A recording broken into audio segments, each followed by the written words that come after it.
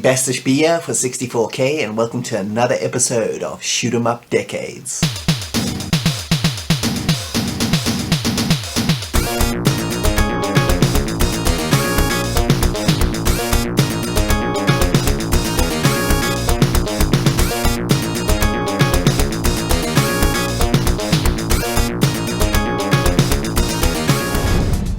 And welcome back. So in case you've never watched the show before, I take a look at 3 different shoot 'em ups from 3 different decades.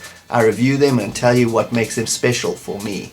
So today I'll be joined by guest Mega Dru. He joined me for the last episode, that one there. I hope you can check that one out if you haven't already. He's going to be contributing one review to this video. If you don't know about his channel, check this out. It's Mega Dru here. Bastich B has asked me to join him for another episode of Shoot 'em Up Decades.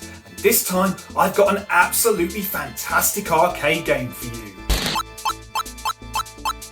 For those of you that are unfamiliar with my channel, I mainly focus on retro gaming content. So if that's something you're interested in, check it out if you get a chance. Okay, so let's jump on over to our first review and I'll let Mega Dru start it up.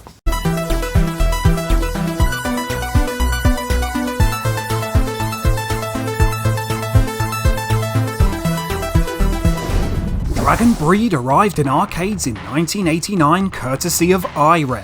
The game is a horizontal scrolling shoot 'em up which utilised IREM's M72 and M81 arcade boards. You take control of King Caius, who takes to the skies on the back of the dragon Bahamut. This was an interesting take on the genre, with both Caius and Bahamut able to attack, and Bahamut acting as a shield to Caius as he is vulnerable to enemy attacks. Different power-ups enable better control of Bahamut's tail, and this can come in handy in certain difficult situations in the game. The different power-ups on offer change Bahamut's colour and provide different abilities. These abilities include breathing fire, homing missiles, lightning, and an upgrade that enables you to wrap the dragon's tail around you, providing a shield from attacks that come from all directions. Each stage is well designed, and this provides the perfect background to the action. The enemy designs are fantastic, with a huge amount of variety, and even some of the easier enemy patterns can be a challenge, so it's best to be on your guard at all times. One of the things that always sticks with me is the game's audio. Not only does Dragon Breed have an incredible soundtrack, it also has some of my favourite sound effects in any arcade game. The screams that echo from certain enemy types still sends chills down my spine. This is one of the elements of the game that I feel really immerses you in the action, as you frantically hit the fire button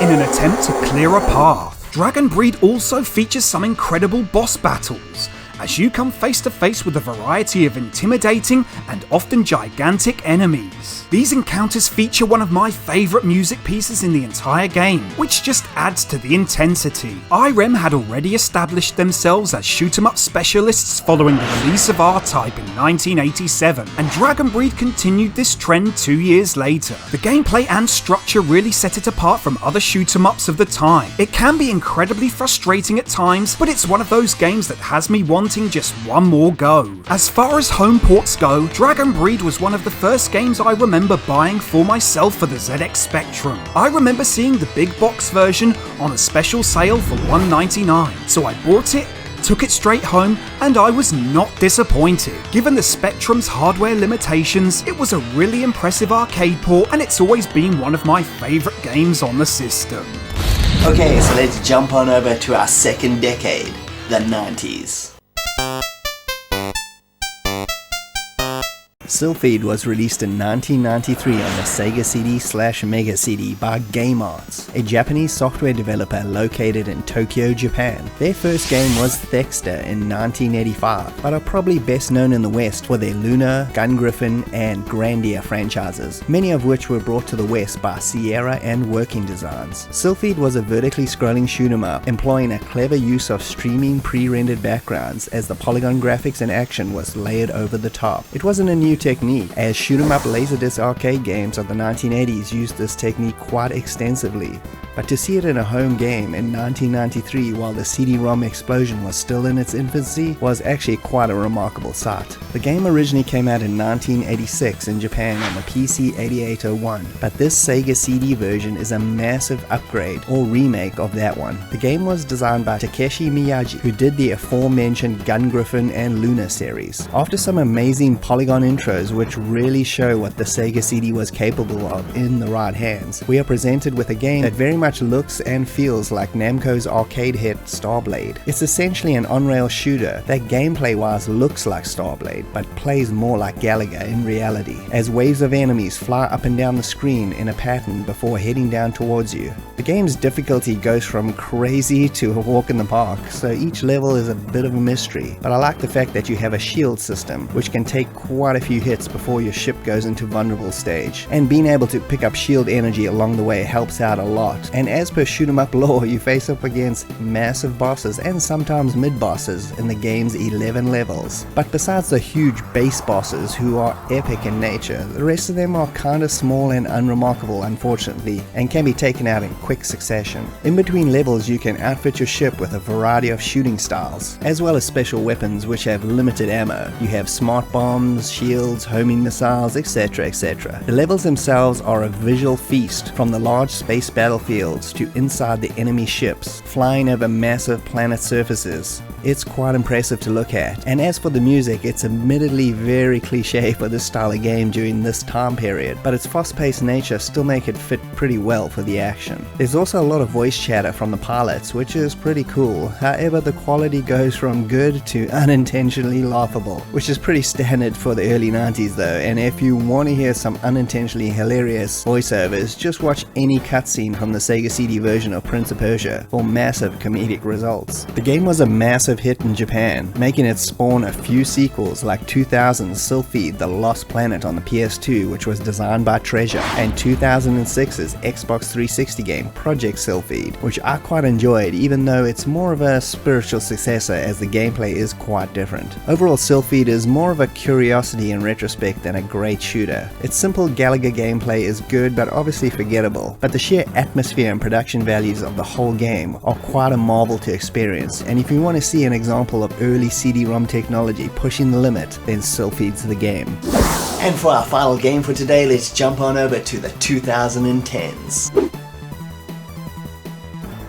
Devil Engine was released in 2019 on the Nintendo Switch and was published by Dangen Entertainment and developed by Protoculture Games, who I can only guess are massive fans of Macross/Robotech, as their name and cover of the game have that anime written all over it. The game is a horizontal scrolling shoot 'em up that takes its look and feel from the best of the 16-bit, early 32-bit era of shoot 'em ups and combines the two together for the best of both worlds. The game has a simple gameplay style, with your ship having access to 3 types of fire. Collecting more upgrades for the current weapon just boosts its power until you get sick of it and you want to try something else. The game is made up of 6 massive stages that are definitely going to test your shooter skills. It's a tough but fair game, and I always managed to inch just a little bit further each time, although some levels had me stuck for quite a while. It has your usual assortment of mid and end of the level bosses, which murder you at first until you get their patterns, which is another nice throwback to the game's retro-inspired roots.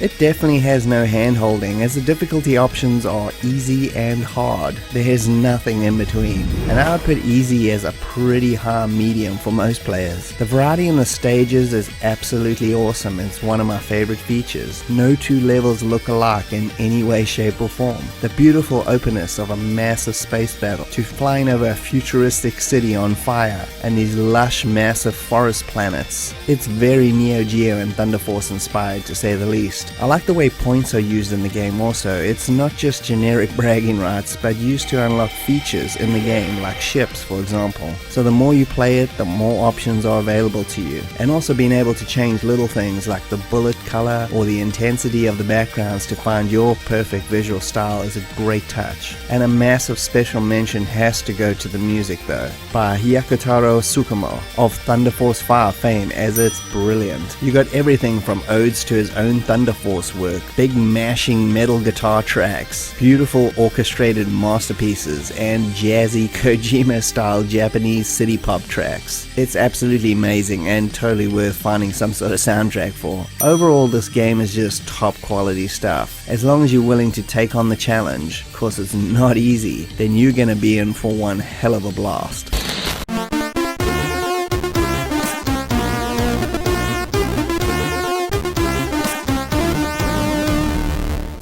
Okay, so it's time for the wrap up.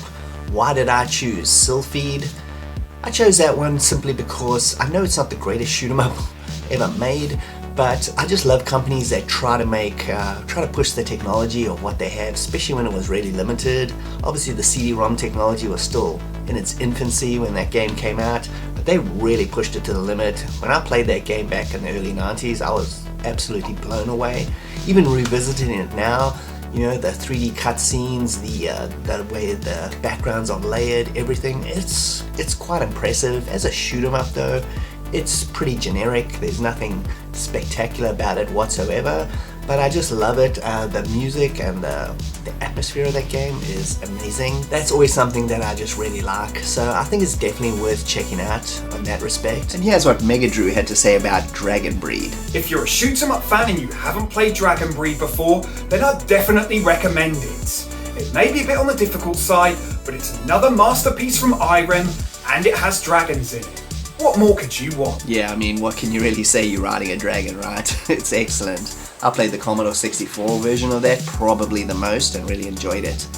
And for the third choice, which was the Devil's Engine on the Switch, I really love this game. It's super nostalgic, and for a whole lot of reasons. It kind of takes you back to those kind of shoot 'em ups you played in the mid-90s, those Thunder Forces and all that kind of stuff. It just gives it has that total vibe to it.